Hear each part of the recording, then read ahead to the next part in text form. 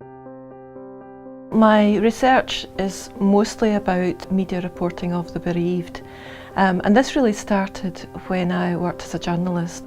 I worked in local newspapers, and a significant part of the work that we do in local newspapers is actually dealing with death.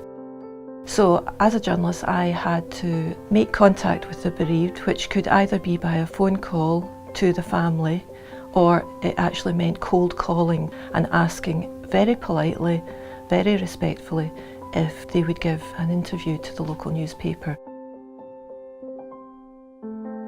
Once I got my PhD and worked with my research partner Jackie Newton in Liverpool John Moores University, and we both are researching this topic.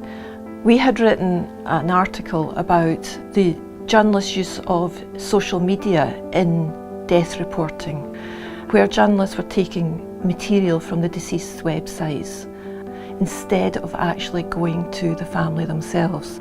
From that, Paul Holleran of the National Union of Journalists in Scotland saw the research, and he contacted me to ask if he could use that research to update the NUJ's guidelines on media reporting of suicide and mental health.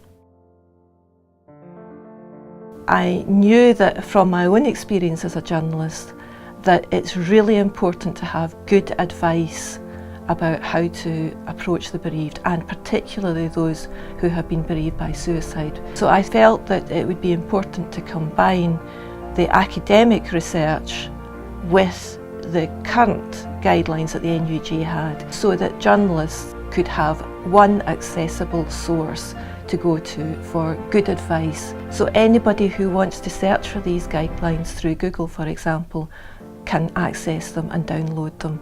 And I know from some of the journalists that these guidelines have made enormous difference to their working life.